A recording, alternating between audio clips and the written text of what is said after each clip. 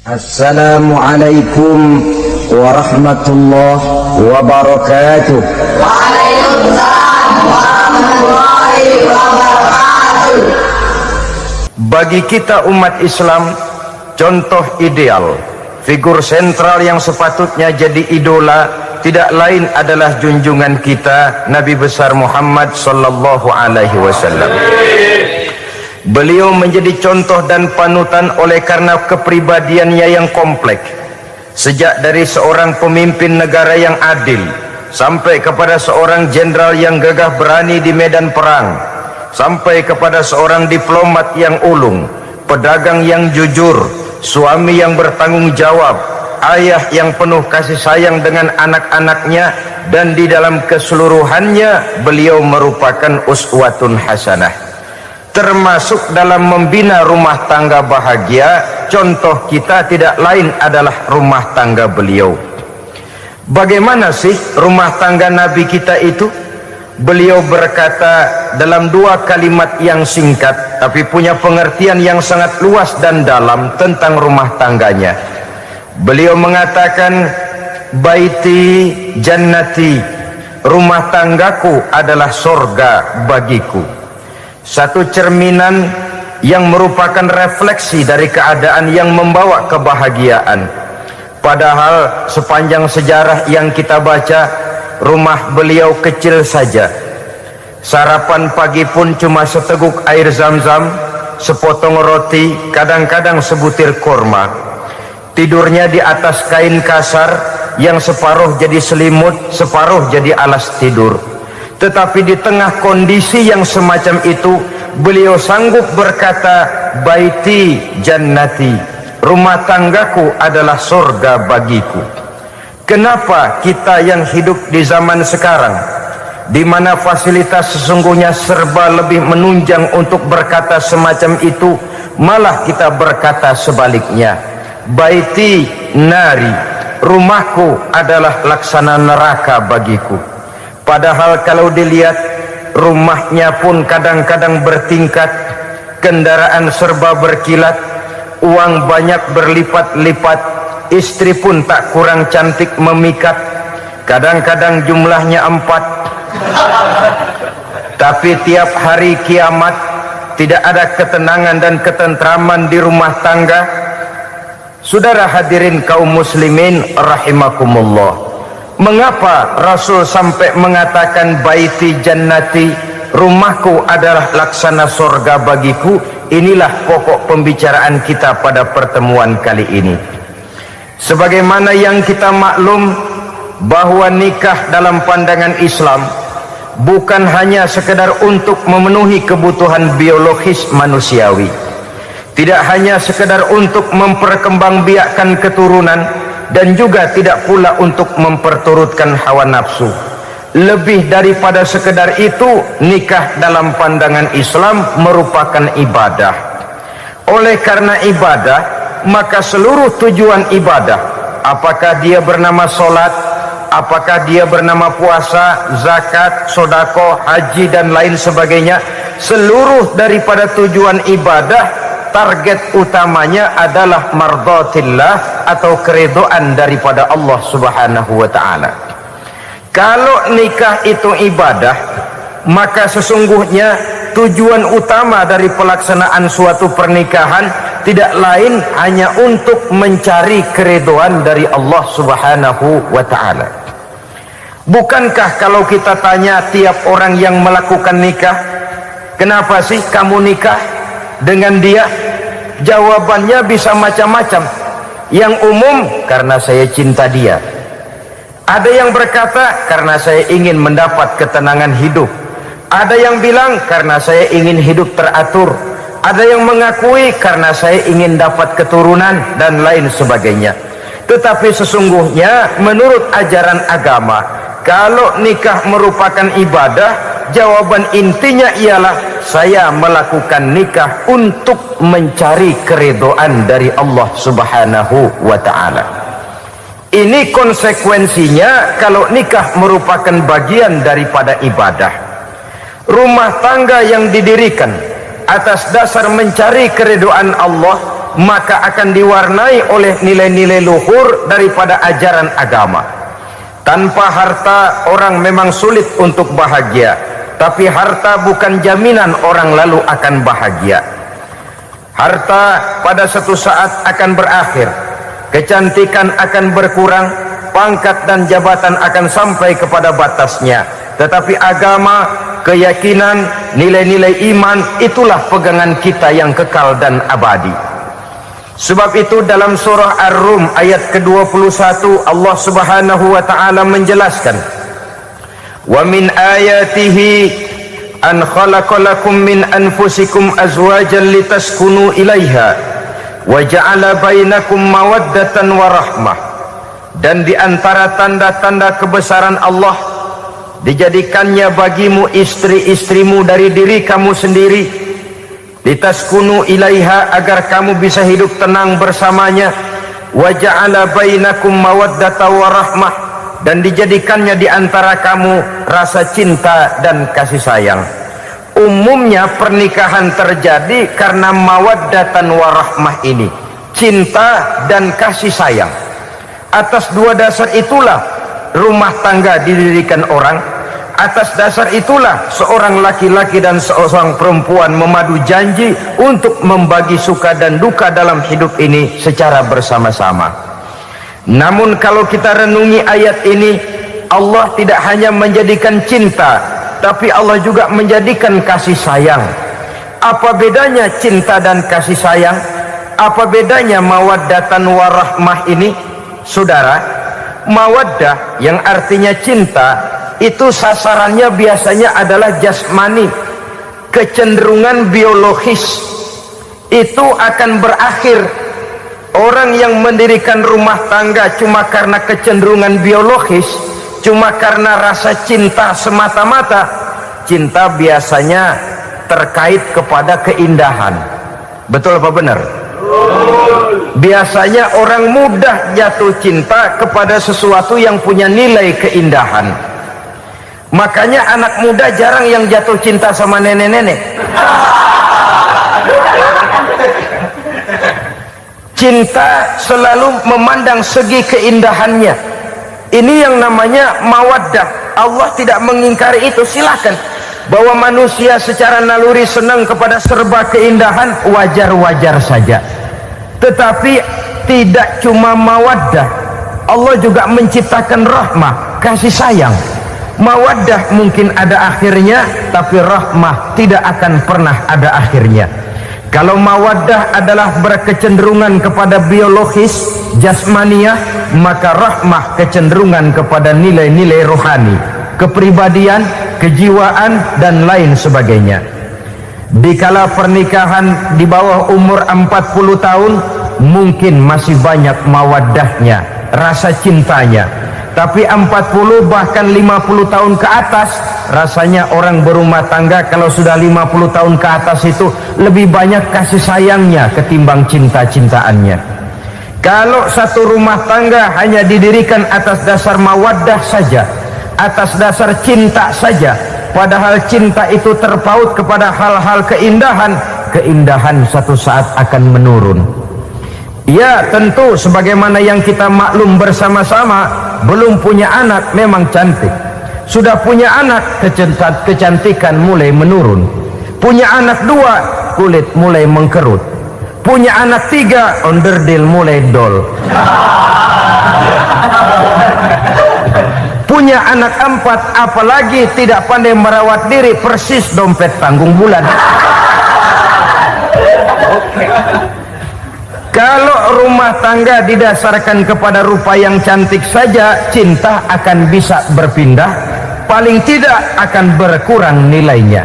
Sebab itu Allah tidak hanya menyediakan mawaddah warahmah, dijadikannya di hatimu itu tidak cuma sekedar cinta, tapi juga kasih sayang. Nah, kasih sayang inilah apabila berakar dan berurat dari nilai-nilai keagamaan yang akan menopang jalinan rumah tangga bahagia, mengukuhkan usaha untuk mencapai mardotillah atau keridoan daripada Allah Subhanahu wa ta'ala. Dengan demikian berumah tangga bukan tujuan. Ini kalau kita lihat dari segi agama. Berumah tangga cuma alat untuk mencapai mardhatillah, keridhaan daripada Allah. Seorang suami yang pergi pagi pulang sore peras keringat banting tulang mencari nafkah untuk menghidupi keluarganya, kalau niatnya untuk mardhatillah maka pergi usahanya adalah ibadah. Sementara si suami pergi berusaha, istri di rumah mendoakan suaminya, itu juga merupakan bagian daripada ibadah. Marilah kita biasakan membina satu rumah tangga untuk mencapai keridhaan daripada Allah Subhanahu wa ta'ala. Ini motif dasarnya. Karena itu Rasul Anas bin Malik pernah bercerita, bertahun-tahun saya membantu di rumah tangga Rasul. Selama tahun-tahun yang panjang saya membantu di rumah tangga beliau itu, kata Anas bin Malik, belum pernah kok saya mendengar kata-kata kasar, keras, membentak-bentak. Belum pernah saya melihat ada piring terbang, sandal melayang, ada penggorengan nitir di atas. Belum pernah, padahal tahun-tahun yang panjang sudah saya lalui. Itu rumah tangga Rasul. Istrinya lebih dari satu tapi tenang, ayem, adem. Walaupun gosip selalu ada. Ini loh ya, namanya hidup berumah tangga. Jangankan rumah tangga kita manusia biasa, rumah tangga Rasul pun tidak luput dari gosip yang kita kenal dengan hadisul ifki itu. Itu sampai tercatat dalam sejarah. Tetapi yang jelas, dengan istri yang lebih dari satu, rumah tangganya tenang, tentram, adem. Kita di rumah tangga istri satu, seminggu 7 hari, berantemnya 6 hari. Cuma 1 hari gencatan senjata. Saudara hadirin yang saya muliakan,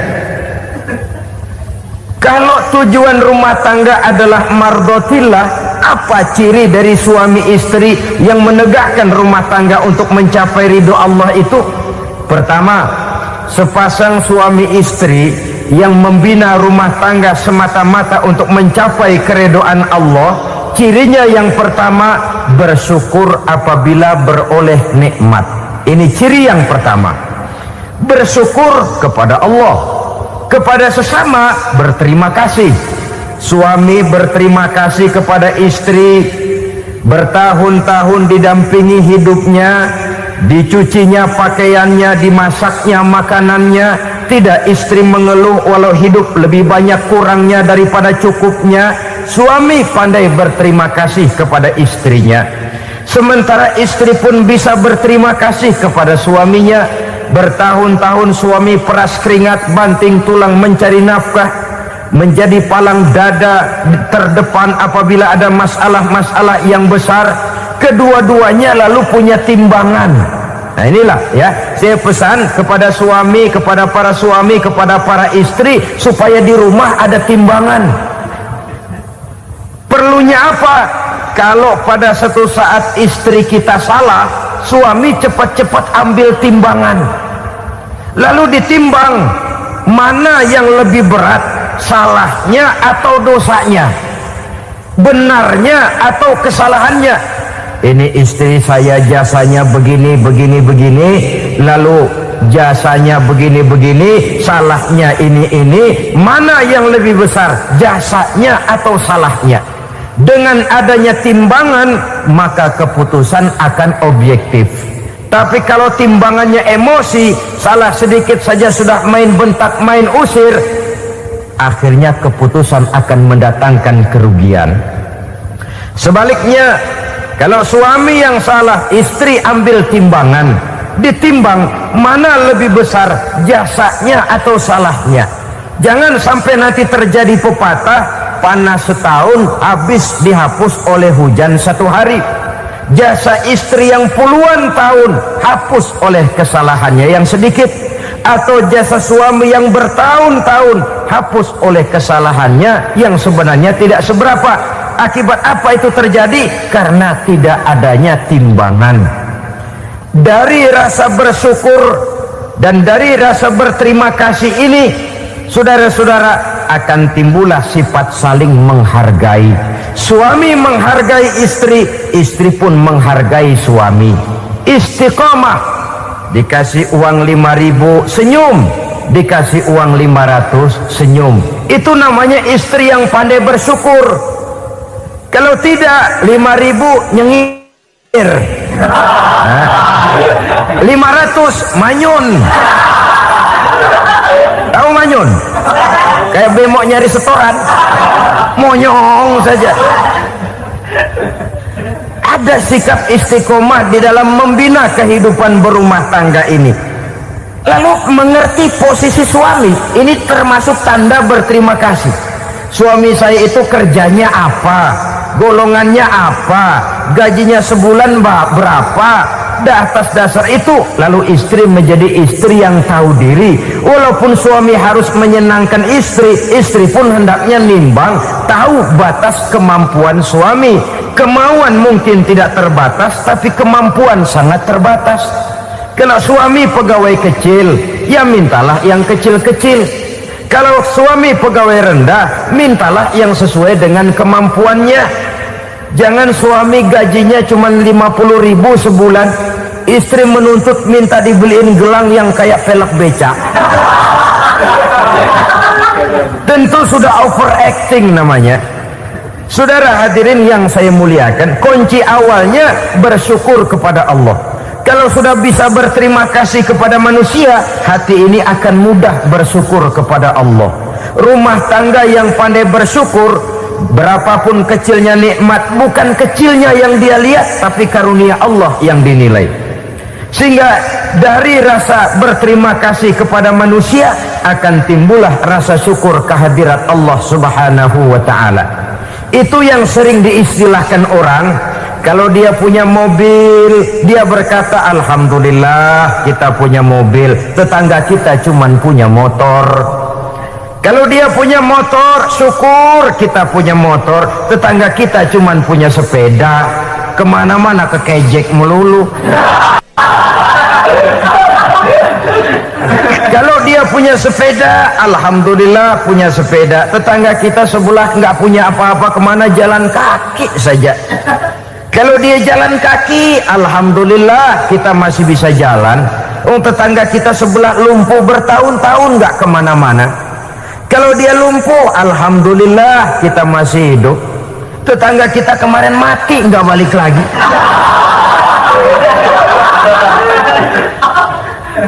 Lalu akan timbul rasa syukur. Tapi kalau sudah lumpuh melihat yang bisa jalan melihat yang menaik sepeda, yang punya sepeda lihat yang punya motor lihat yang punya mobil lihat yang punya pesawat. Kapanlah kita ini pandai bersyukur? Sebab kesenangan seperti pelangi, tidak pernah di atas kepala kita, selalu kelihatannya di atas kepala orang lain. Sehingga kalau ngobrol orang sering bilang, lu sih enak lo gue lihat, gue kebelangsak amat nih ya.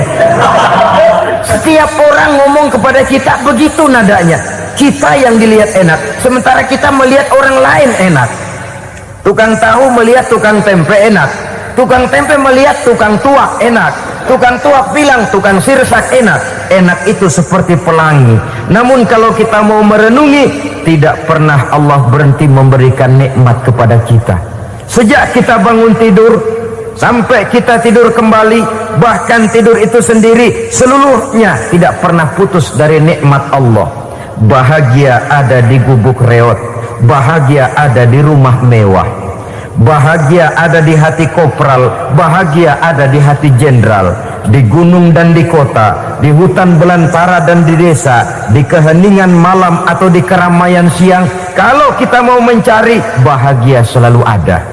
Tapi hati yang tidak pandai bersyukur, bagaimanapun banyak kebahagiaan yang meliputi hidupnya, dia tidak akan pernah pandai mensyukurinya.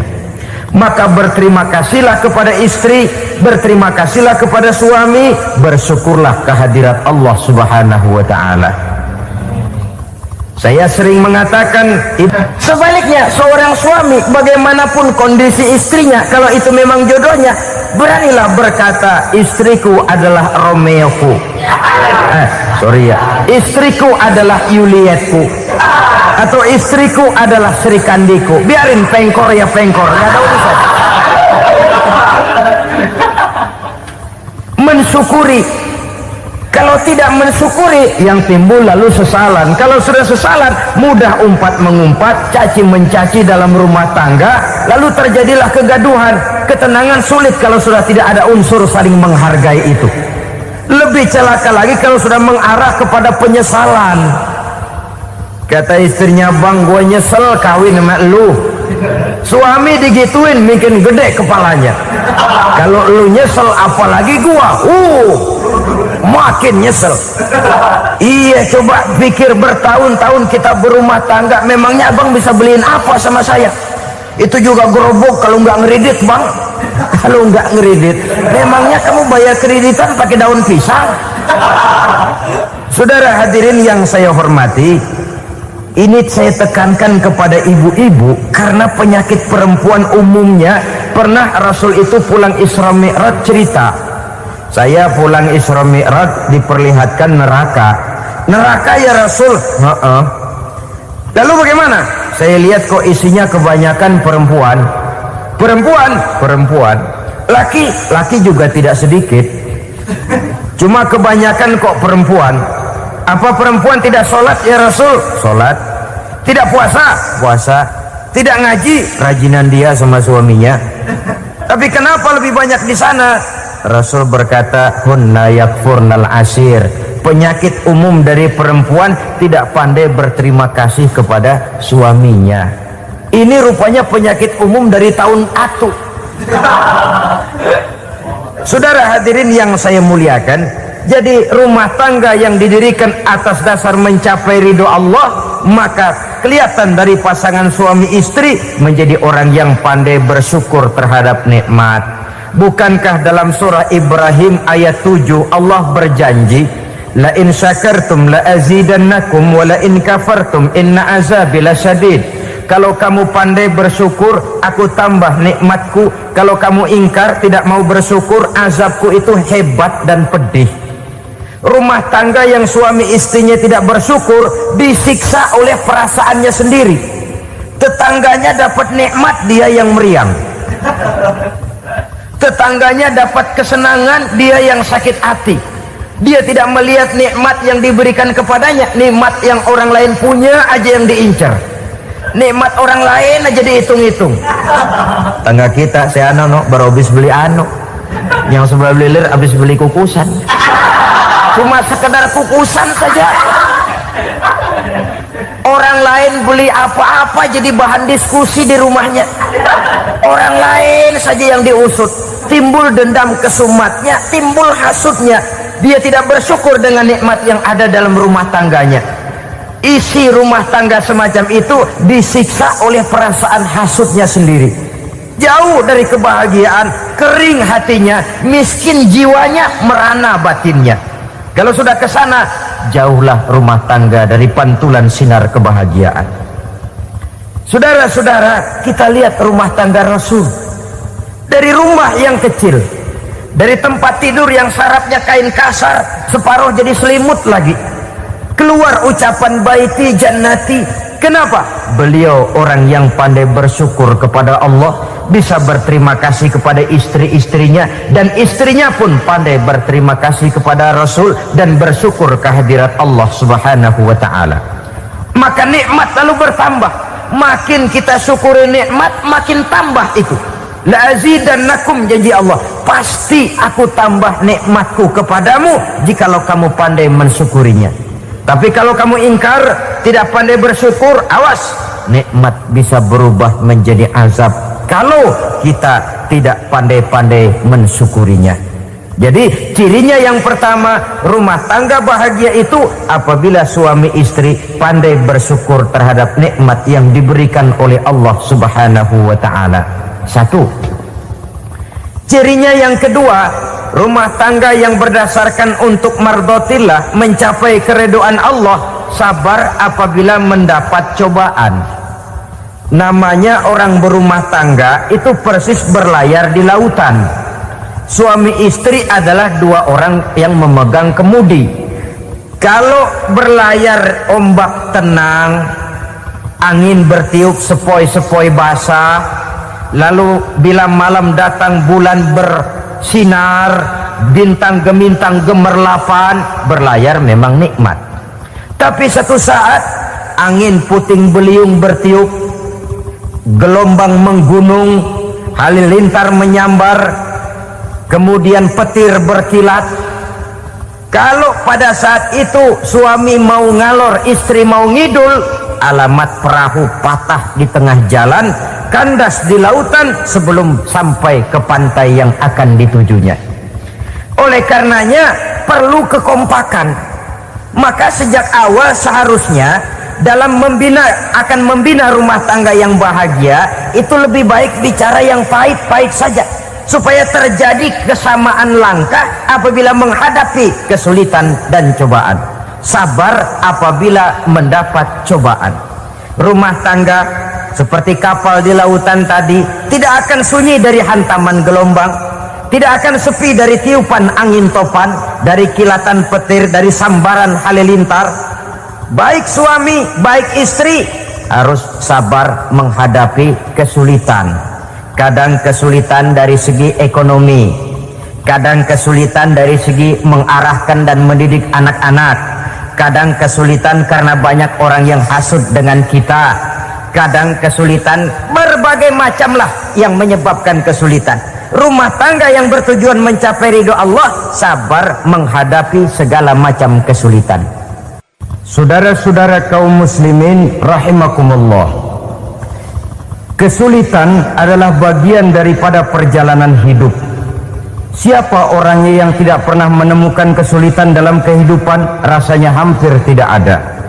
Dan memang kesulitan bukan untuk ditakuti, kesulitan justru untuk diatasi, dicarikan jalan keluarnya. Begitulah suami istri yang bertujuan mencari ridho Allah. Manakala suami berada dalam kesulitan, istri mencarikan jalan keluar atau berusaha memberikan jalan keluar. Sebaliknya, manakala istri dalam kesulitan, suami bisa mencarikan jalan keluarnya, sabar dalam menghadapi segala macam kesulitan.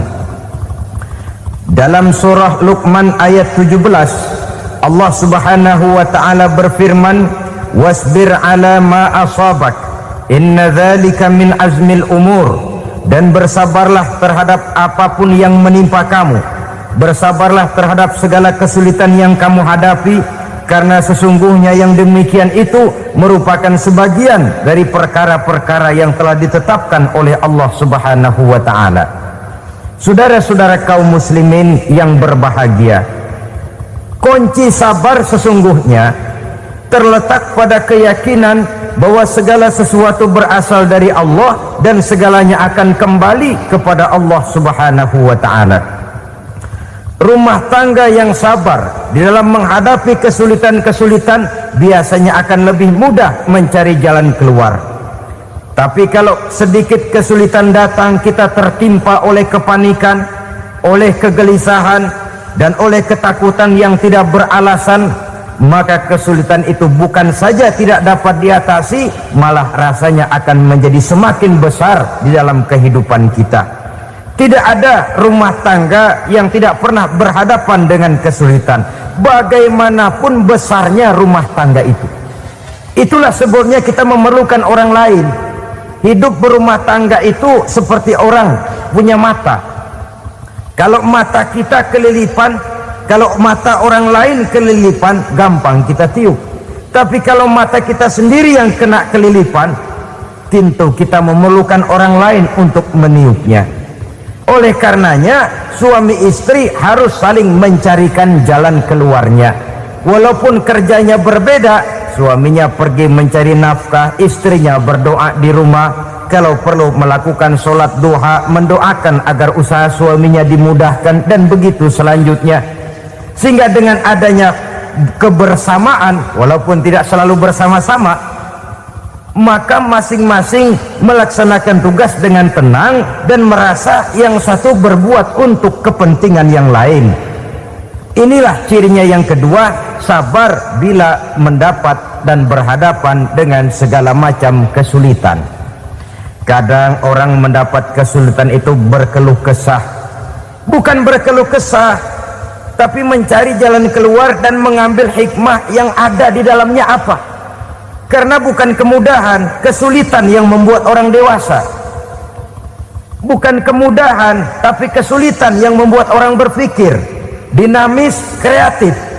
Kalau seluruh jalan yang kita tempuh mudah saja, gampang saja, rasanya monoton kita ini. Kehilangan dinamika dalam perjuangan. Kesulitan yang membuat orang matang, kesulitan yang menempa kepribadian untuk lebih dewasa menghadapi bahtera kehidupan, membuat pandangan makin arif, wawasan makin luas, dan analisa semakin tajam. Sama saja dalam hidup. Sesungguhnya pujian sering menjadi racun, dan caci maki kalau kita tanggapi secara positif sering membuat kita makin dewasa. Jarang orang berpikir kalau dipuji, tapi baru dia merenung dan mencari diri setelah dicaci maki dan dikritik habis-habisan. Walaupun watak umum manusia senang dipuji, marah kalau dicaci maki. Biasanya kalau ketemu cewek cakep kita bilang, kamu cakep deh.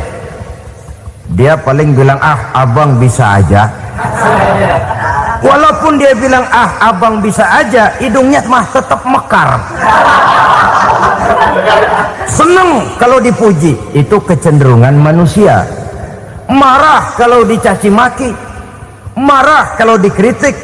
Tapi sesungguhnya pujian sering jadi racun, caci maki sering jadi obat. Orang takut minum obat karena pahitnya, padahal efeknya itu akan lebih memberikan kesehatan kepadanya. Orang takut menghadapi kritik, orang takut dan tidak ingin dicaci maki, padahal itulah yang sesungguhnya menjadi cambuk kalau tidak dia salah tanggap, menjadi sugesti yang mendorong dia lebih maju lagi.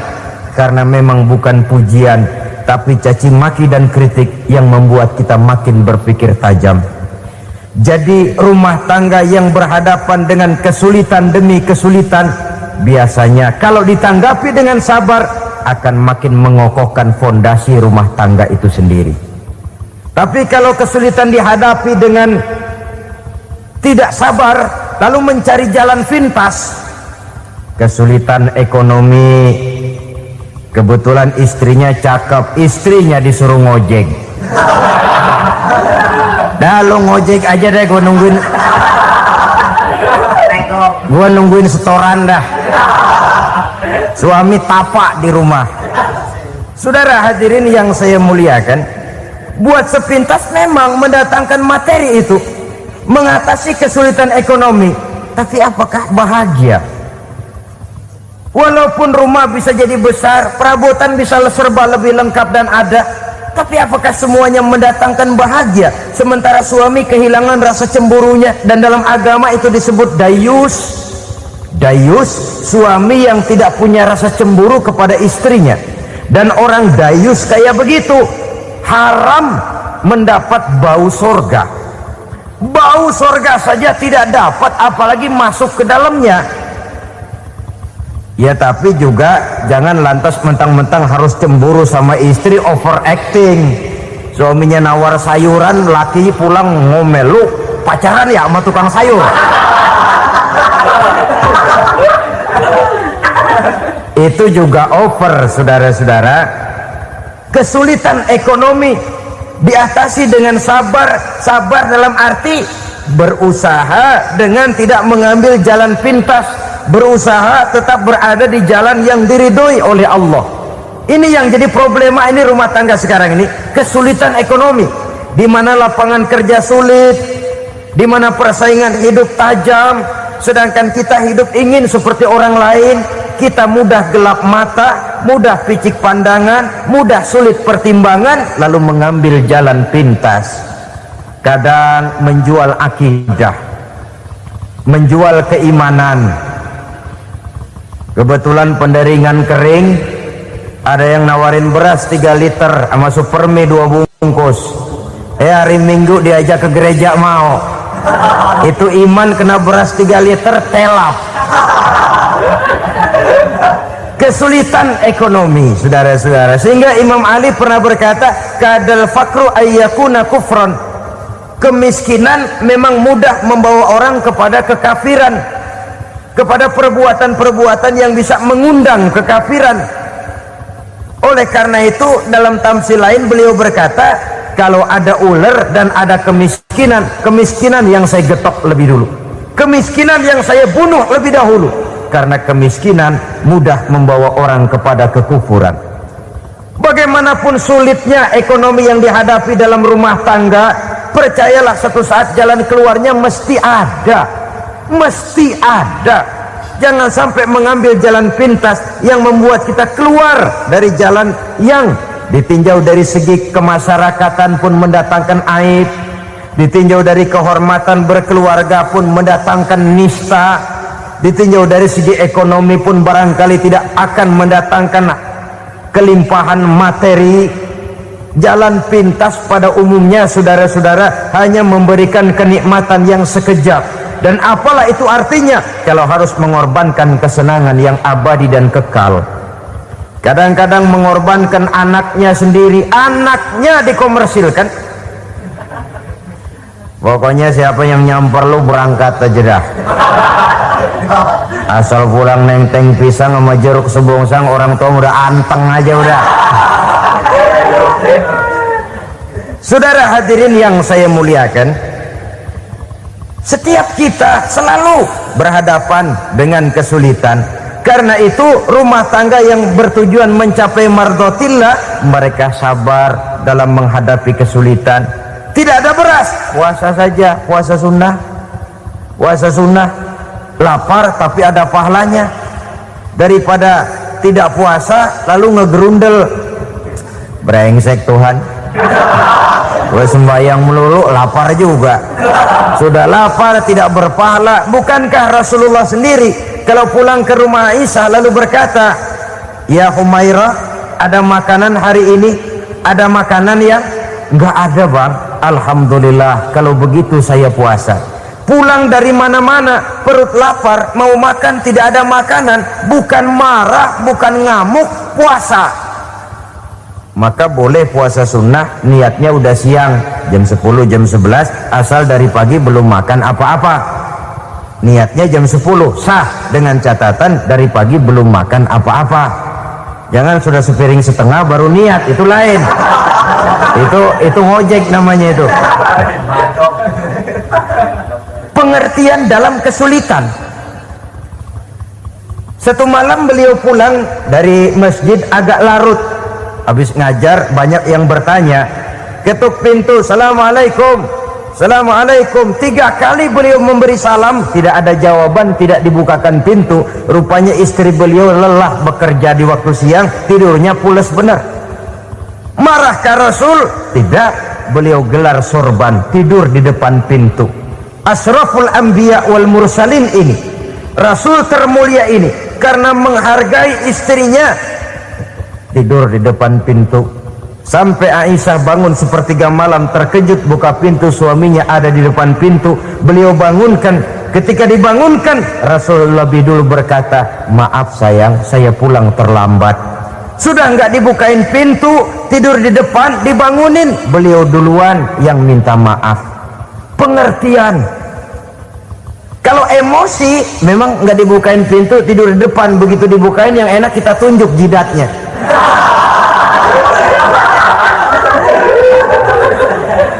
Saudara hadirin yang saya muliakan, kesulitan di dalam kehidupan merupakan bagian daripada kehidupan. Bukan untuk ditakuti, tapi untuk diatasi.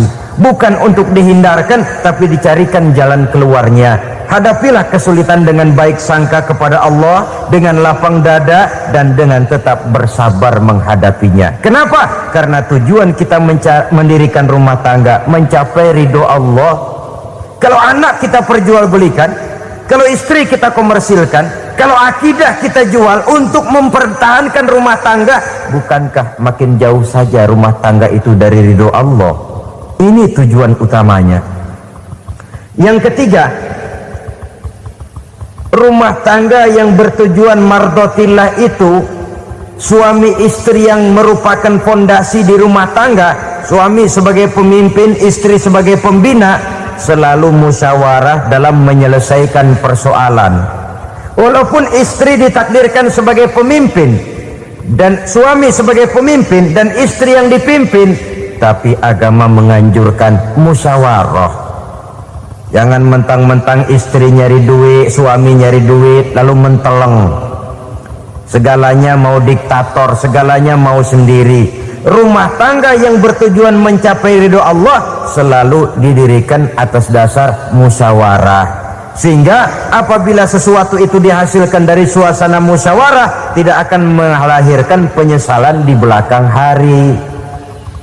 Kalau tidak berjalan menurut seleranya masing-masing, belakangan timbul penyesalan, akhirnya main salah menyalahkan.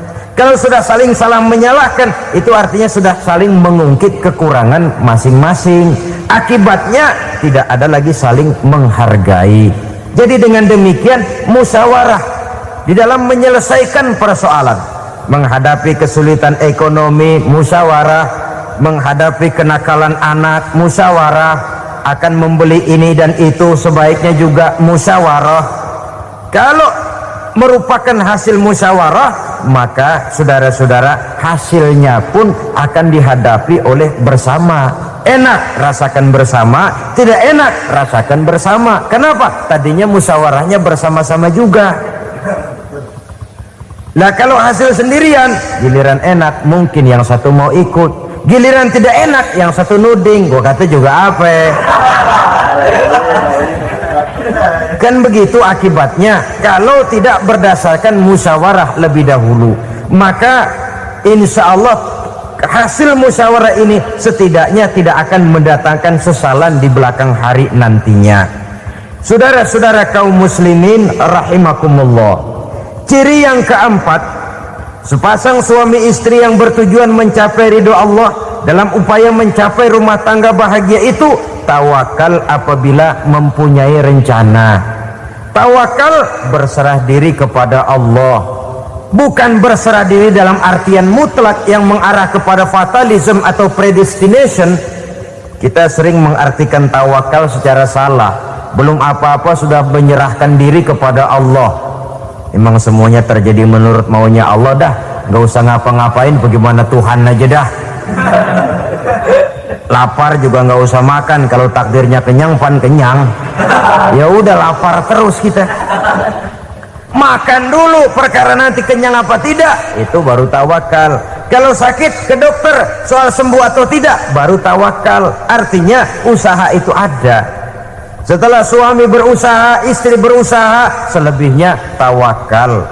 Apa perlunya tawakal? Apabila berhasil tidak lupa daratan, apabila berhasil tidak lupa diri, apabila gagal tidak putus asa. Sehingga dengan demikian dari tawakal ini lahirlah pondasi yang kokoh membina rumah tangga yang bahagia dalam upaya mencapai keridhaan daripada Allah Subhanahu wa taala.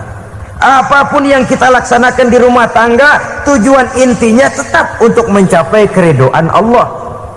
Beli kendaraan untuk mencapai ridho Allah, lalu dipakai ngaji, dipakai ke masjid dan sebagainya. Beli peralatan rumah tangga untuk mencapai ridho Allah. Mendidik anak untuk mencapai ridho Allah, membantu keluarga untuk mencapai ridho Allah, dan begitu selanjutnya. Tawakal apabila mempunyai rencana. Kemudian cirinya yang kelima, suami istri yang bertujuan mencapai ridho Allah selalu mempererat silaturahmi. Sebab seperti sudah saya sampaikan pada pertemuan terdahulu, dalam berumah tangga itu ada orang tua, ada mertua. Itu cuma perbedaan istilah, tapi hakikatnya adalah sama. Jangan karena perbedaan istilah lalu menyebabkan kita berbeda sikap. Kalau sudah berbeda sikap, tentu akan melahirkan perasaan yang tidak simpatik. Sebaiknya suami istri kalau sudah berumah tangga, jadikanlah orang tua tempat cerita yang enak saja. Yang tidak enak telan berdua, yang pahit rasakan berdua, kesusahan dan kesulitan atasi berdua. Giliran enak ngomong sama orang tua, giliran senang cerita sama mertua. Sekarang kan kita balik, kalau lagi senang duitnya banyak, anteng di rumah, kalem aja. Tapi Tapi lalu waktu susah, waktu susah, cerita kepada orang tuanya, cerita kepada mertuanya. Lalu kapan kita mau menyenangkan orang tua? Sudahlah, mereka susah mendidik kita di waktu kecil, membesarkan kita, melakukan segala macam pengorbanan. Demi setelah kita berumah tangga, kesulitan rumah tangga kita tumpahkan juga kepada mereka. Pererat silaturahmi dan usahakan agar seluruh keluarga hanya menjadi tempat kita cerita yang enak-enak saja. Istilah sehari-harinya, kalau di rumah kita makan sama sayur bayam, keluar rumah diem, malah seluitan. Tetangga tanya, lu makan kayaknya enak banget apa sih? Daging ayam.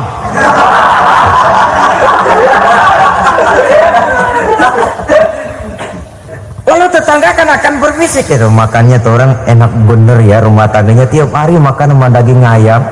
Biarlah, paling kurang itu jadi doa, daripada kita makan sama kangkung lalu ribut ngomel di mana-mana.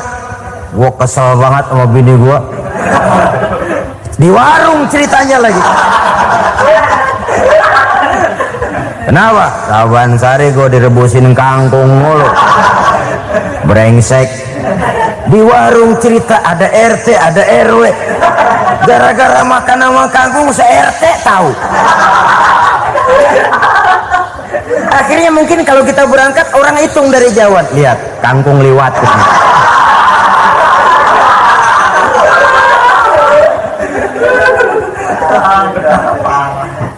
Bisa menjaga yang disebut security informasi, rahasia rumah tangga. Bahkan pernah saya berikan contoh, karena ingin menghargai, suami beliin kain batik buat istrinya. Istri tahu begitu sepintas, nih kain jelek nih, tapi karena mau menyenangkan suaminya, dia bohong. Bagaimana bu, kain yang bapak beliin? Aduh bagus bener pak, bagus sekali itu kain. Warnanya pak emang yang model begitu tuh. Tetangga kita mana ada yang pakai kain begitu pak? Ya emang nggak ada, jelek. Menghargai. Sebab kalau waktu itu si istri jujur, yang timbul sakit hati suami. Bagaimana bu, kain yang saya beliin? Goblok lo. Kain begitu dibeliin di pasar juga banyak, 1.400, campur odol lagi. Sudahlah, suami punya niat baik, sampai rumah digoblok-goblokin, tidak ada lagi rasa saling menghargainya. Begitu pentingnya mempererat silaturahmi ini, sampai Nabi berpesan, isnani la yanzurullahu ilaihima yaumal qiyamah qati'ur rahim wa jarus su'. Ada dua golongan manusia yang di akhirat nanti tidak akan dilihat oleh Allah, tidak akan diopeni oleh Allah, didiemin aja. Siapa mereka? Pertama, orang yang suka memutuskan silaturahmi. Yang kedua, tetangga yang jahat dengan tetangganya. Dua golongan manusia ini, pemutus silaturahmi, kemudian juga tetangga yang jahat dengan tetangganya, ini tidak akan dipandang oleh Allah di hari akhirat nanti. Jadi pererat silaturahmi, sebab kita ini zon politiken, makhluk yang bermasyarakat, yang tidak bisa hidup sendirian. Setiap kita memerlukan orang lain. Kita disebut kaya karena ada yang miskin, kita disebut alim karena ada yang awam, kita disebut berkuasa karena ada rakyat jelata. Tanpa rakyat tidak ada penguasa, tanpa yang miskin tidak ada orang kaya. Kalau tidak ada yang jelek, siapa yang bilang cakep? Karena ngimbangi.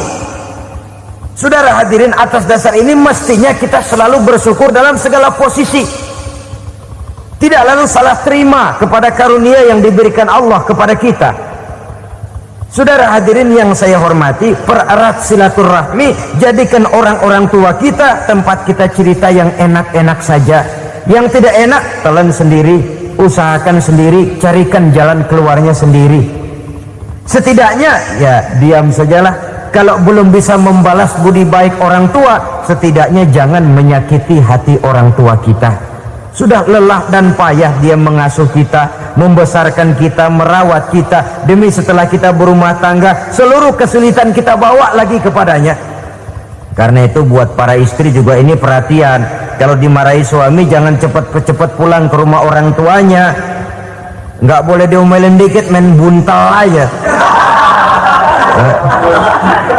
Gua pulang dah, pulang sampai sana cerita habis-habisan, dikucek kejelekan suaminya. Nanti 2-3 hari balik aja lagi, kan nggak lucu jadinya.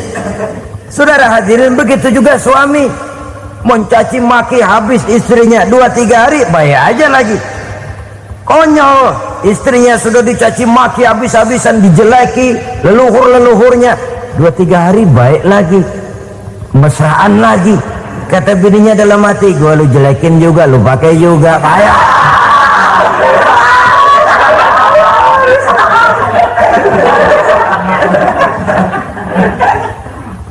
Saudara hadirin yang saya muliakan, itulah sebabnya pada awal tadi saya katakan perlunya kita mempunyai timbangan baik sebagai suami maupun sebagai istri.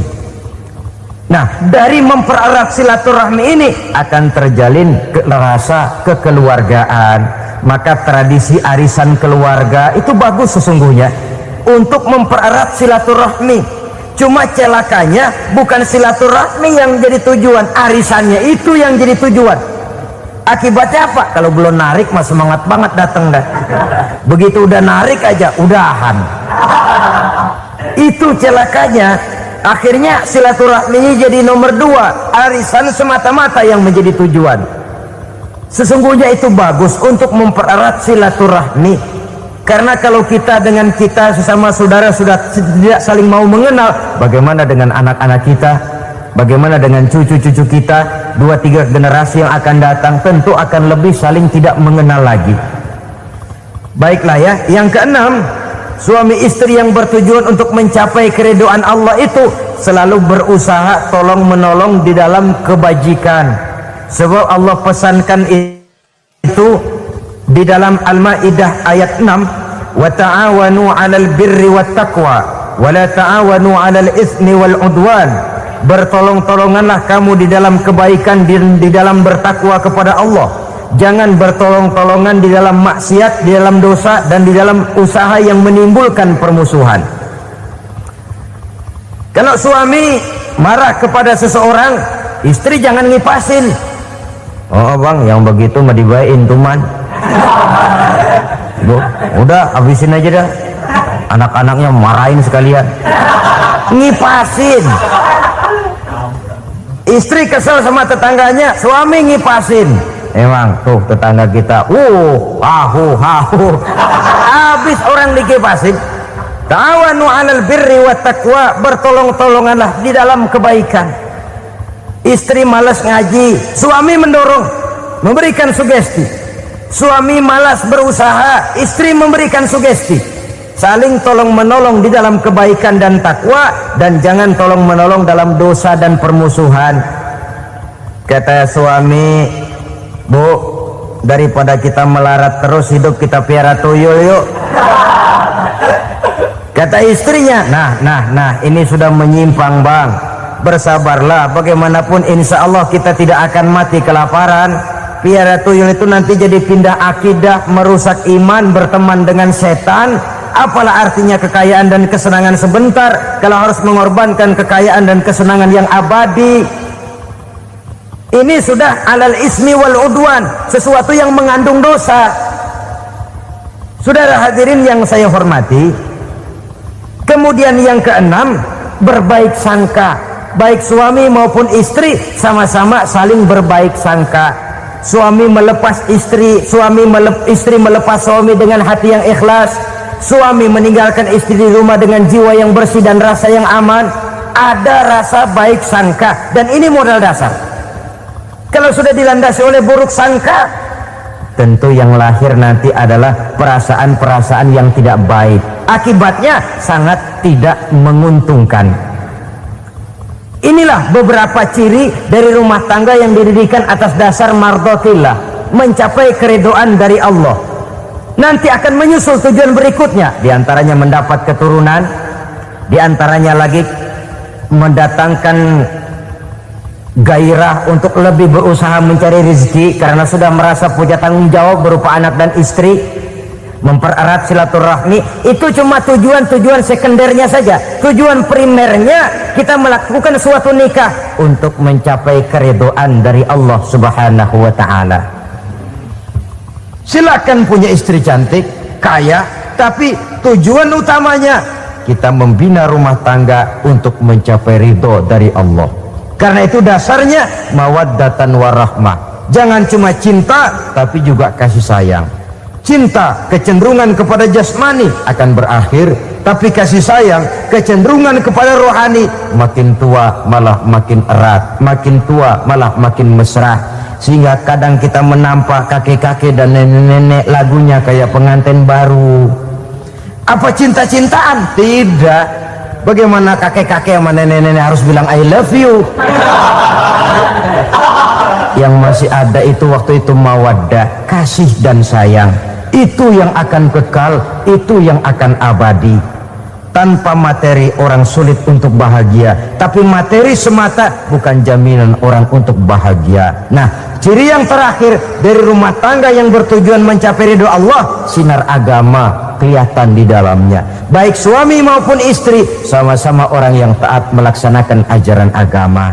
Saudara, mudah-mudahan walaupun singkat dapat menjadi sumbangan moral dalam kita mewujudkan rumah tangga yang bahagia menurut contoh yang diberikan oleh Rasulullah Sallallahu Alaihi Wasallam.